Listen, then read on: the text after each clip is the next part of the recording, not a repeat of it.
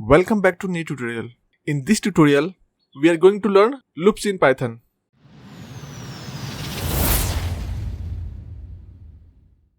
हम यहाँ पे एक अलग एग्जांपल लेते हैं. अगर मान के चलिए हमारे पास एक while लूप है जिसमें हमें 10 टाइम्स उसे इटरेट करना है, बट हमारे पास प्रोग्राम में ऐसा कंडीशन आ गया है कि हम उसे 6 टाइम या 7 टाइम में ही उस लूप से बाहर निकलना पड़ेगा. तो हम क्या करेंगे, हम कैसे उस लूप से बाहर निकलेंगे, क्योंकि हमारा वो इटरेट तो 10 टाइम्स करने वाला है. तो हम 10 टाइम्स से पहले कैसे निकल पाएंगे, क्योंकि वो while लूप 10 टाइम्स से पहले तो रुकेगा नहीं. तो हम कैसे 7 टाइम्स या 6 टाइम्स में लूप से बाहर आएंगे, उसके लिए हम यूज करते हैं ब्रेक स्टेटमेंट.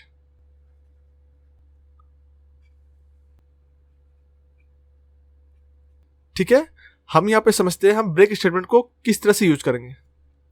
हम सिंपल यहाँ पे एक नंबर ले लेते हैं x का 10, ओके, और यहाँ पे हम एक इंक्रीमेंट के लिए लेते हैं i इक्वल टू 0. अब हम यहाँ पे while लूप लिखते हैं.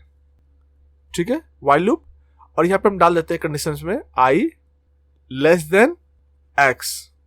ठीक है, हमने यहाँ पे प्रोग्राम को स्टार्ट कर दिया और हम यहाँ पे प्रिंट करेंगे इसे, प्रिंट, और यहाँ पे हम पास करते हैं हम i. ठीक है, इसके बाद हमारा क्या होगा, हम इसके बाद एक इंक्रीमेंट करेंगे i में, i प्लस इक्वल टू 1. हम इसमें एक इंक्रीमेंट कर दे रहे हैं. ठीक है, हमारा यहाँ पे एक सिंपल while लूप कंप्लीट हो गया. अब हमें क्या करना है, हमें 6 और 7 टाइम्स में इसे एग्जिट कर जाना है, एग्जिट द लूप. ठीक है, हमें लूप एग्जिट करना है, तो हम क्या करेंगे, यहाँ पे हम एक इफ कंडीशन को यूज करेंगे. हमने यहाँ पे इफ लिख लिया और यहाँ पे हम क्या करेंगे, हम यहाँ पे पास करेंगे i. हमने यहाँ पे i लिख लिया. i लिखने के बाद i का वैल्यू हमारा जो भी यहाँ पे रहेगा इंक्रीमेंट होने के बाद वो वैल्यू हमारा यहाँ पे आ जाएगा, और ये चेक करेगा क्या 6 और 7 टाइम्स हम जिसको लेना चाहते हैं. हम 7 टाइम्स लेना चाहते हैं तो हम 7 टाइम्स लिखेंगे, 6 लेना चाहते हैं तो 6 टाइम्स लिखेंगे. तो हम चाहते हैं जैसे ये 6 टाइम्स से ज़्यादा हो जाए या इक्वल हो जाए, तो हम ये कर सकते हैं, ज़्यादा के लिए हमारा ग्रेटर देन, और इक्वल के लिए हम डबल इक्वल लिख सकते हैं, या फिर ज़्यादा हो या इक्वल हो तो ग्रेटर देन इक्वल टू लिख सकते हैं. ये हम पे डिपेंड करता है हमें क्या यूज़ करना है यहाँ पे. तो हम सिंपली ग्रेटर देन लिख रहे हैं, ग्रेटर देन 6. जैसे ही i का वैल्यू 6 से ज़्यादा हो जाएगा ये इस वाले स्टेटमेंट को एग्जीक्यूट करेगा. ये हमारे यहाँ पे होगा ब्रेक. ठीक है, अब हम जब इसे एग्जीक्यूट करेंगे तो क्या होगा, सबसे पहले while लूप में इंटर करेगा, चेक करेगा क्या i का value less than x, that means 10 से कम है. तो हमारा i का इनिशियल वैल्यू 0 था, तो डेफिनेटली हमारा अभी ये कम है, तो ये ट्रू हो जाएगा. ठीक है, जैसे ही ट्रू होगा यहाँ पे इंटर करेगा और इस वाले स्टेटमेंट को प्रिंट करेगा. तो हमारा पहला स्टेटमेंट क्या है, प्रिंट i. हमारा i का वैल्यू क्या था, अभी 0 था, तो हमारे यहाँ पे पहला प्रिंट कर लिया 0. अब इसके बाद नेक्स्ट स्टेटमेंट में गया i plus equal to 1, that means हमारा इंक्रीमेंट कर रहा है यहाँ 1 से, तो हमारा i का वैल्यू क्या हो गया, 1 हो गया. अब फिर चेक करेगा कंडीशन में, इफ i ग्रेटर देन 6, क्या हमारा i का वैल्यू ज़्यादा है 6 से, तो हमारा i का वैल्यू अभी 1 था जो कि छोटा है, तो ये इस वाले में इंटर नहीं करेगा क्योंकि ये अभी फॉल्स है. जब तक ये फॉल्स होगा तब तक इस वाले स्टेटमेंट को एग्जीक्यूट नहीं करेगा. तो ये यहाँ से वापस निकलेगा बाहर और ये while लूप में फिर से इंटर कर जाएगा. अभी तक हमारा while लूप क्या ट्रू है, जब तक ये ट्रू रहेगा तब तक ये लूप करता रहेगा. तो हमारा फिर से i का वैल्यू 1 हो चुका है, 1 लेस देन 10, तो डेफिनेटली ये लेस देन है, तो ये वहाँ पे वापस प्रिंट कर देगा 1. फिर से इंक्रीमेंट करेगा, फिर चेक करेगा क्या 2 ग्रेटर देन 6 है, ये फॉल्स हुआ. फिर से ये वापस while लूप में गया, फिर इस तरह से 2 प्रिंट किया, इसी तरह से आपका फिर 3 प्रिंट करेगा, इस तरह से आपका फिर से 4 प्रिंट करेगा, यही बार बार चेक करते रहेगा. उसके बाद हमारा यहाँ तक 4 प्रिंट हो गया, यहाँ तक हमारा 4 प्रिंट हो गया. 4 के बाद यहाँ इंक्रीमेंट किया 5, क्या 5 ग्रेटर देन 6 है, नहीं, फिर से वापस लूप किया, तो हमारा यहाँ पे फिर से वापस आके यहाँ पे 5 प्रिंट हो गया. हमारा यहाँ तक 5 प्रिंट हो चुका है. उसके बाद एक इंक्रीमेंट होगा, यहाँ पे 6 बन गया. हमारे पास यहाँ पे एक इफ कंडीशन है जहाँ पे चेक करेगा क्या i का वैल्यू ग्रेटर देन 6 है. जैसे ही 6 से ज्यादा होगा ये, इसके बाद ये इसके अंदर के स्टेटमेंट को एग्जीक्यूट कर देगा. ठीक है, तो हमारा अभी तक 6 से कम था, हमारे यहाँ तक 5 तक एग्जीक्यूट हुआ है. इसके बाद यहाँ पे इंक्रीमेंट किया 6 हुआ, 6 से वहाँ पर चेक किया, यहाँ पे 6 ग्रेटर देन 6, तो हमारा 6 इक्वल टू 6 होता है, ना कि ग्रेटर देन होता है, तो ये अभी तक फॉल्स है. वापस ट्रू होकर यहाँ पे गया while लूप में, यहाँ पे चेक किया 6 लेस देन 10 है, तो हाँ अभी तक ट्रू है. ये फिर से यहाँ पे 6 को प्रिंट किया और इसके बाद यहाँ पे इंक्रीमेंट किया. अब यहाँ पे i का वैल्यू 7 हो गया. अब 7 को चेक करेगा इस कंडीशन में, क्या 7 ग्रेटर देन 6 है, तो डेफिनेटली ये 7 बड़ा है 6 से, तो यहाँ पे हमारा अब ये हो गया ट्रू हो गया. जैसे ही ट्रू होगा ये इस वाले में इंटर कर जाएगा.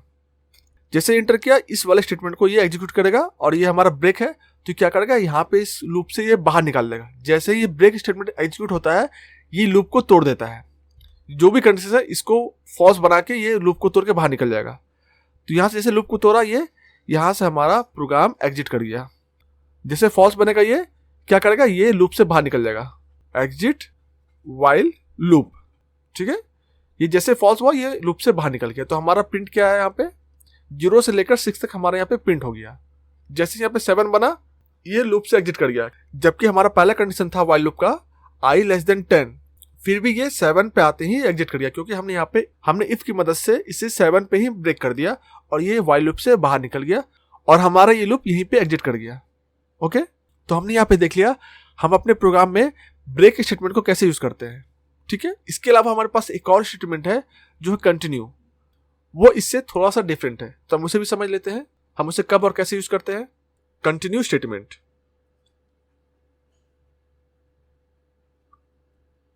Continue statement. ठीक है, कंटिन्यू स्टेटमेंट हम कंटिन्यू स्टेटमेंट कब यूज करते हैं, हम कंटिन्यू स्टेटमेंट तब यूज करते हैं जब हम चाहते हैं कि ये लूप में किसी पर्टिकुलर पॉइंट पर आने के बाद उसके नीचे के स्टेटमेंट्स को एग्जीक्यूट ना करे और वापस वो लूप में इंटर कर जाए और फिर से वो इटरेट करे, फिर से वो लूपिंग करे, तब हम यूज करते हैं कंटिन्यू स्टेटमेंट को।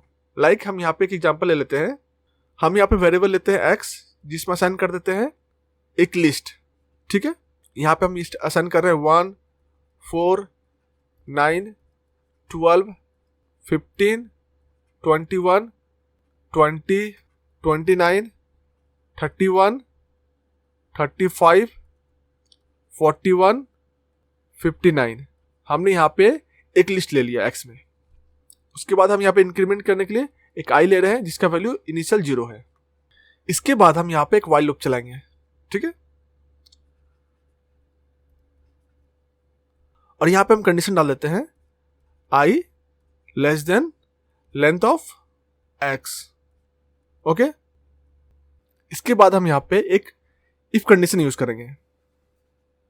ओके, और हम यहाँ पे क्या चेक करेंगे, हम यहाँ पे चेक करेंगे क्या ये जो हमारा x लिस्ट है इसका एक कोई वैल्यू लेते हैं, हम लाइक ले लेते हैं इसमें 12 और 29।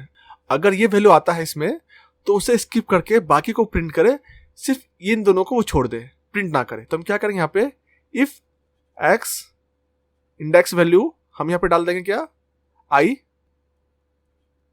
इक्वल टू 12 और x इंडेक्स वैल्यू और यहाँ पे हम डाल देते हैं इक्वल टू 29।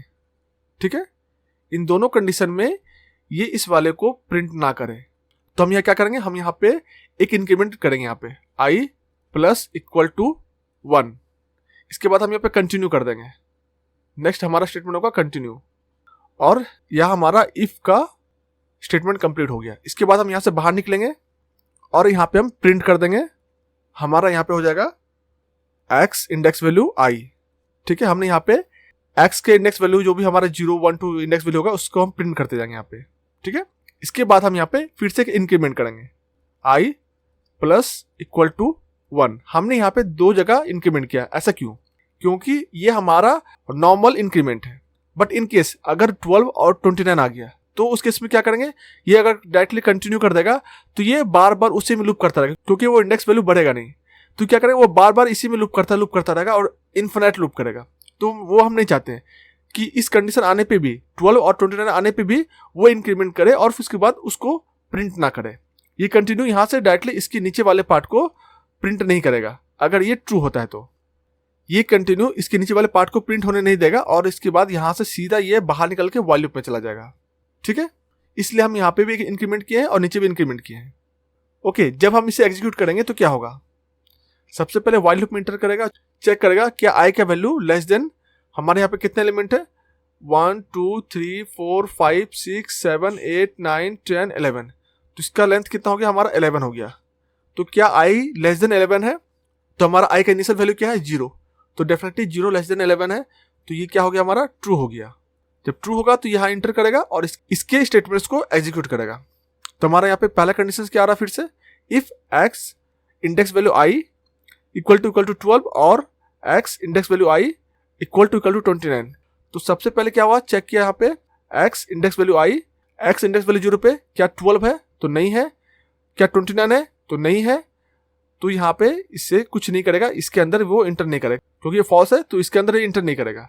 यहाँ से ये सीधा इस वाले पे आएगा और इससे प्रिंट कर देगा एक्स का वैल्यू क्या है, यहाँ पे होगा एक्स इंडेक्स वैल्यू 0 पे क्या हमारा वैल्यू है, यहाँ पे हमारा वैल्यू है 1, तो हमारा यहाँ पे प्रिंट कर दिया 1।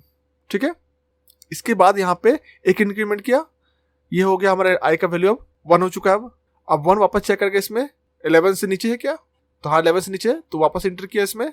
अब यहाँ से हमारा सबसे पहले यहाँ पे हम यहाँ पे एक फ्लो कर देते हैं, यहाँ पे ये इसमें चला गया क्योंकि ये ट्रू है अभी तक। ठीक है, तो ये इसमें लूप करता रहेगा। इसी तरह हमारा यहाँ पे नेक्स्ट प्रिंट करेगा, यहाँ पे चेक करेगा नेक्स्ट इंडेक्स वैल्यू पे, यानी कि हमारा ये हो चुका है। तब इसको चेक किया 1 पे, तो 1 पे 4 है, तो ना ही 12 के इक्वल है ना ही 29 के इक्वल है, तो ये वापस से इस वाले में इंटर नहीं करेगा और सीधा यहाँ प्रिंट करेगा। तो हमारा ये हो गया यहाँ पे 4। इसी तरह सेम हमारा 9 के साथ होगा, फिर 9 को प्रिंट करेगा यहाँ पे। देन इसके बाद जब 12 पे आएगा तो ऑलरेडी यहाँ पे इंक्रीमेंट हो क्या हो चुका हमारा, ये था हमारा 0 इंडेक्स वैल्यू, ये था हमारा 1, ये था हमारा 2, ये हमारा 3 है, ये हमारा 4 है, ये हमारा 5 है, ये हमारा 6 है, ये हमारा 7 है, ये हमारा 8 है, ये हमारा 9 है और ये हमारा 10 है। ठीक है, अभी हमारा 0 1 2 हो चुका है। अब हमारा 3 इंडेक्स वैल्यू पे ये गया है, तो 3 पे चेक करेगा क्या इंडेक्स वैल्यू 3 पे 12 है या 29 है, तो हमारा यहाँ पे 12 है। तो यहाँ पे क्या हुआ, यहाँ पे ये ट्रू हो गया।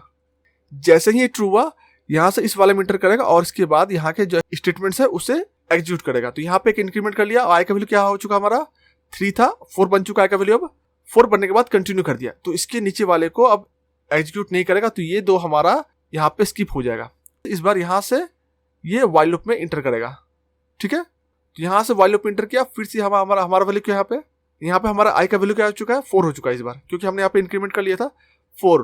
तब 4 लेस देन 11 है, तो यहाँ पे इंटर किया, फिर चेक किया आई इंडेक्स वैल्यू 4 पे क्या 12 या 29 है, तो नहीं है। तो यहाँ से फिर यहाँ पे प्रिंट कर दिया 15। इसके बाद प्रिंट किया 21, यहाँ हमारा इंडेक्स वैल्यू 5 तक चला जाएगा।